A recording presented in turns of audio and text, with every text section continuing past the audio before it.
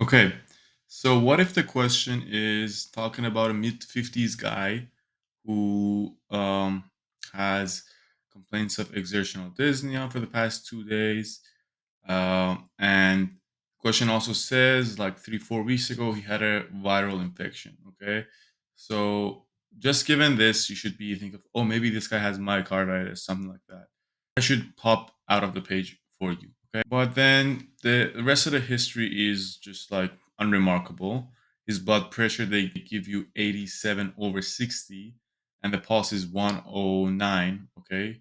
So it kind of looks like heart failure, maybe you're thinking, like something's going on that the heart isn't working as well, and the blood pressure is super low. So cardiogenic shock, actually, not heart failure, is what should come to your mind.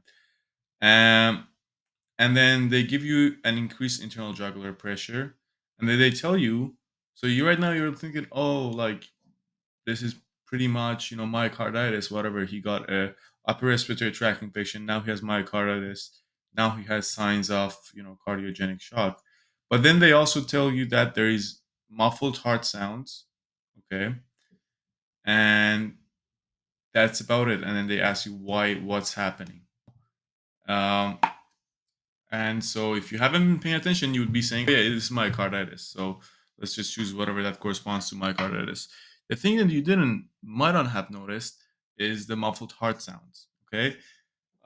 So in general, when you're getting like a viral infection picture that has led to a problem with the heart, myocarditis is easy one to think of quickly, but also always think about pericarditis. Okay, because if the pericarditis gets bad enough, then it can cause tamponade, and that is what's happening in this person.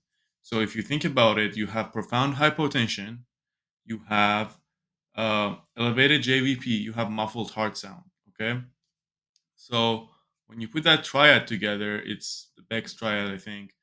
It's pointing out more toward, um, towards pericarditis. Now, the thing you do to kind of like confirm your diagnosis is an echocardiogram.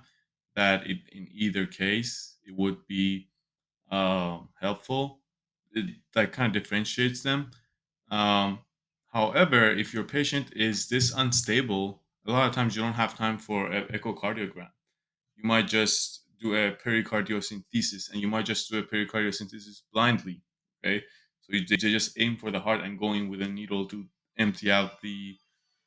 Who's calling me? They just go into the heart blindly to empty out what is around the heart. Okay, so yeah, if a question is asking you what do you do next, then if your diagnosis is a little different, myocarditis versus pericarditis, it might cause you problems.